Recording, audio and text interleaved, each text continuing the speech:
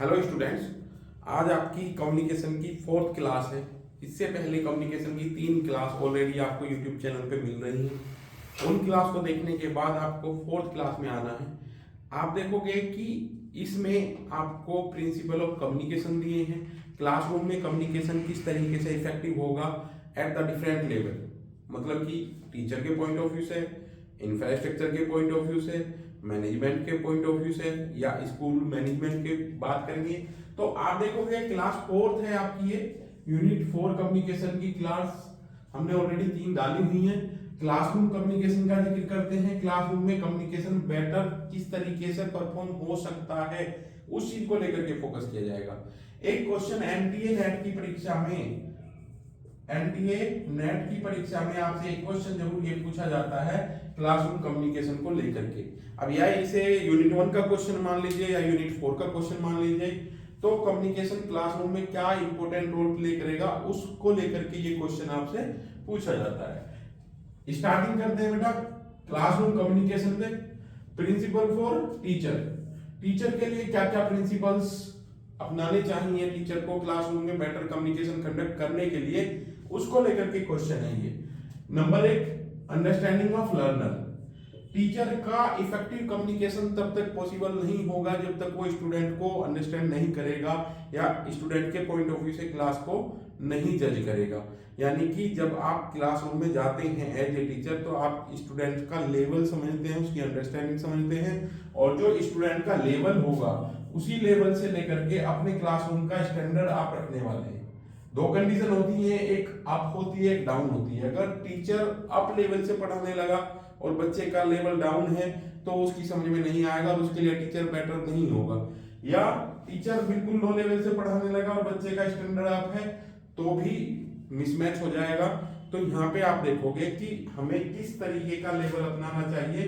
पहले हम बच्चे का स्टैंडर्ड चेक करेंगे through the question discussion.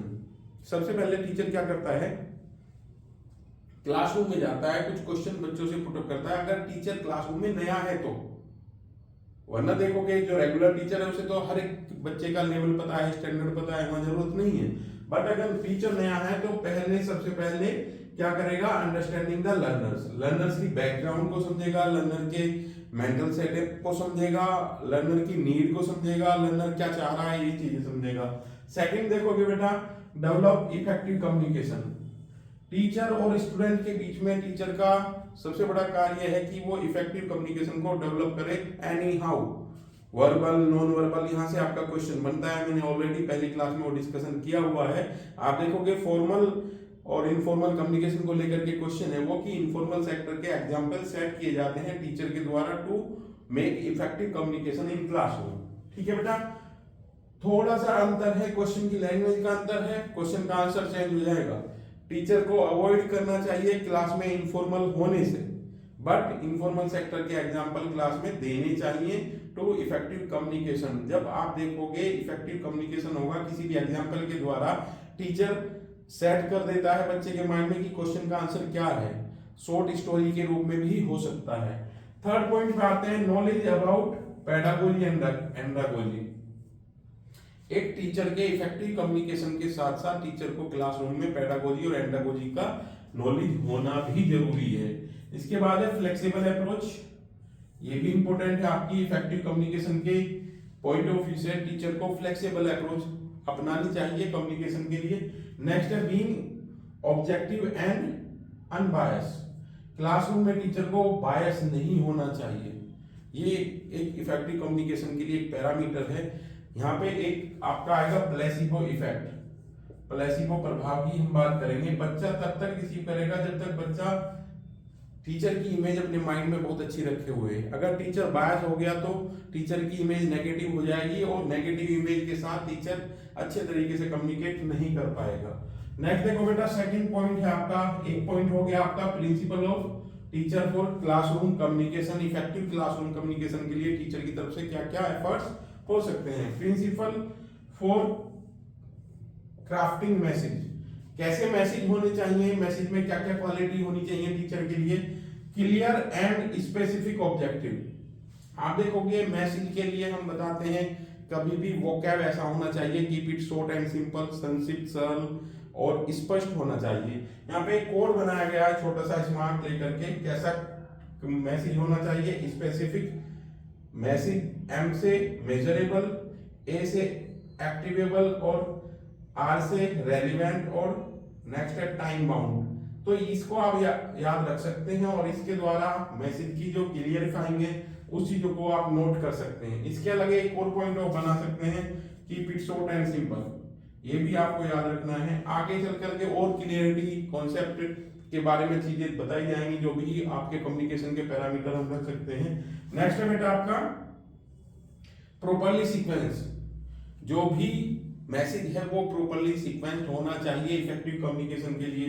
Use appropriate symbol and language, use appropriate symbol and language communication के लिए बहुत इंपॉर्टेंट है। नेक्स्ट है आपका इंक्लूड रेलिवेंट एक्सरसाइज, ठीक है, रेलिवेंट एक्सरसाइज अपने कम्युनिकेशन में इंक्लूड करनी चाहिए, ये आपका प्रिंसिपल फॉर क्लियरिफाइंग मैसेज है। नेक्स्ट है आपका टीचिंग मेथड, टीचिंग मेथड किस प्रकार का होना चाहिए, इफेक्टिव कम्युनिकेशन के प्रिंसिपल चल रहे हैं बेटा, किन किन पॉइंट्स में हमने यहाँ डिस्क्राइब किया है, कम्युनिकेशन किस तरीके से क्लासरूम में कंडक्ट करना चाहिए, टीचर को मैसेज किस प्रकार का होना चाहिए। इसमें पॉइंट दिया है बेटा एप्रोप्रिएट मेथड एंड मीडिया। आप देखोगे कि टीचर को क्लासरूम में अपने कम्युनिकेशन के दौरान आईसीटी यूज करने से क्या होता है कि वो बच्चा जो क्लासरूम में बैठा है वो इंटरेस्टिंग हो जाता है। यहाँ पे एक क्वेश्चन टीचिंग एप्टीट्यूड में बनता है, what is the demerit of lecture method. Lecture method की डीमेरिट है कि यहाँ बच्चे पैसिव हो जाते हैं। ये डीमेरिट को दूर करने के लिए मेथड और मीडिया हमारी क्या करती है, बच्चे की क्लासरूम को इंटरेस्टिंग बनाती है। Variety of method and media, अलग अलग वैरायटी यूज करेंगे तो इंटरेस्टिंग होगा classroom communication. Good quality of media, अच्छी क्वालिटी का मीडिया हमारा क्लासरूम में होना चाहिए। देखोगे मीडिया का इफेक्ट क्लासरूम में भी पड़ता है। जो हमारे मेथड हैं आईसीटी अगर क्लासरूम में इन्वॉल्व हो रहा है तो बच्चा उससे इंटरेस्टिंग वे में लेता है। जैसे आपके प्रोजेक्टर यूज कर सकते हैं, हम डिजिटल बोर्ड यूज कर सकते हैं, डिजिटल बोर्ड से और इफेक्टिव क्लास होती है। नेक्स्ट चलेंगे fourth, supportive teaching learning atmosphere. ये हमने एटमॉस्फेयर की बात की है जो क्लासरूम में बच्चे को प्रोवाइड करना चाहिए for the effective communication. Class should not be over crowded, important point है बेटा। हर क्लास में पीपल टीचर रेशो पीटीआर का हम जिक्र करते हैं। पीटीआर कितना होना चाहिए, एक टीचर पे 20 स्टूडेंट। आप देखोगे अगर क्लास में ओवर क्राउडेड है तो कम्युनिकेशन इफेक्टिव नहीं होगा, कहीं ना कहीं बैरियर के तौर पर नॉइज और जो बच्चे पर एक फोकस होता है टीचर का वो कहीं ना कहीं कम हो जाएगा। Properly seating, properly seating arrangement, यहाँ से क्वेश्चन बनते हैं। अगर किसी टीचर की क्लास में कोई बच्चा है जो नीडी है या उसे आई साइड की प्रॉब्लम है तो उसे कहाँ पे बैठाना चाहिए, इस टाइप के क्वेश्चन पहले पूछे जाते थे। प्रॉपर सीटिंग भी एक इंपॉर्टेंट है एटमॉस्फेयर के लिए, अच्छे एटमॉस्फेयर के लिए, क्लासरूम के लिए जो हमारे कम्युनिकेशन को इफेक्टिव बनाने वाला है। नेक्स्ट देखोगे एनकरेज कोऑपरेशन, कोऑपरेटिव होना चाहिए टीचर तभी कम्युनिकेशन इफेक्टिव होगा। फीडबैक मैकेनिज्म, फीडबैक के थ्रू हमारी जो डिमेरिट्स होती हैं क्लास की वो हमको पता चल जाती हैं, या क्लास की किसी भी जगह की फीडबैक मिल रही है तो हमारी चीजों को जो हमारे लिए नेगेटिव हैं उनको इंप्रूव करके हम अच्छे तरीके से कम्युनिकेशन को इफेक्टिव बना सकते हैं। जॉयफुल लर्निंग, एटमॉस्फेयर में इंपॉर्टेंट है कि जो स्ट्रेस है बच्चे पर उसको कम किया जाए और जॉयफुल लर्निंग को बढ़ावा दिया जाए। जॉयफुल लर्निंग में ही बच्चा सीखता है। प्ले स्कूल का कॉन्सेप्ट इसी पर आधारित है, बच्चे को जॉयफुल एक्टिविटी के थ्रू इन्वॉल्व करके एजुकेशन लाइन में लेकर के आने का कॉन्सेप्ट प्ले वे बुक है हेनरी कॉलवेल कुक की, और अब इंडिया में भी ये मॉडल आपका अप्लाई होने लगा है। एनकरेज एक्सपेरिमेंटेशन, बच्चे को एनकरेज करना चाहिए टू डू द एक्सपेरिमेंट, और आप देखोगे कि नई नई एक्सपेरिमेंट की एक्टिविटी बच्चे को एनकरेज करती हैं, उसको मोटिवेट करती हैं, उसको पार्टिसिपेट करने के लिए एनकरेज करती हैं। फिफ्थ पॉइंट है आपका education institution to promote the quality. Principal है बेटा ये एजुकेशन इंस्टीट्यूशन किस तरीके से प्रमोट कर सकता है कम्युनिकेशन की क्वालिटी को। Listening and learning feedback, focus on goal, ये इंपॉर्टेंट है बेटा। जो इंस्टीट्यूशन है आपका उसको फोकस करना चाहिए गोल पे। किसी भी तरीके से बच्चे को गोल अचीव कराना है, उसी तरीके से हमारा कम्युनिकेशन भी इफेक्टिव होगा। Manipulate to succeed. आप देखोगे बहुत सी एक्टिविटी हैं जिनके द्वारा हम बहुत से प्रोग्राम आयोजित कर सकते हैं अपने इंस्टीट्यूशन में। तो ये आपके 4-5 पॉइंट हैं जो इफेक्टिव कम्युनिकेशन के लिए इंपॉर्टेंट हैं, उन्हें हमने पॉइंट टू पॉइंट आपको समझाया है। फिर कम्युनिकेशन में आपके 4S आते हैं। 4S में नंबर 1 पे है आपका shortness. Keep it short and simple में मैंने आपको बताया था shortness, keep it short and simple में ये चीजें रिवाइज हो रही हैं आपकी, shortness, strength, sincerity and simplicity. 4S ये इंपॉर्टेंट है आपके इफेक्टिव कम्युनिकेशन के लिए। नेक्स्ट पॉइंट देखोगे 7 C's हैं आपके, 7 C's of communication, consciousness, concreteness, correctness, consideration, clarity, curiosity and कॉम्पिटिनेस।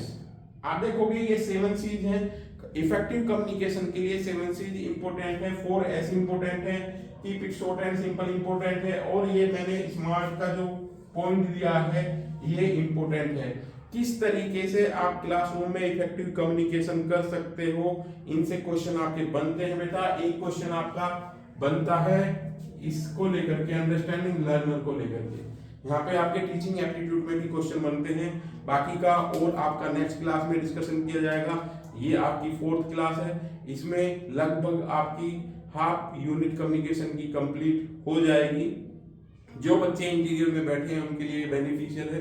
जो बच्चे हमारा पेड कोर्स लेना चाहते हैं वो कांटेक्ट कर सकते हैं। ये आपकी डेमो क्लास यूट्यूब पे प्लेटफॉर्म पे आपको मिलने वाली है। थैंक यू बेटा।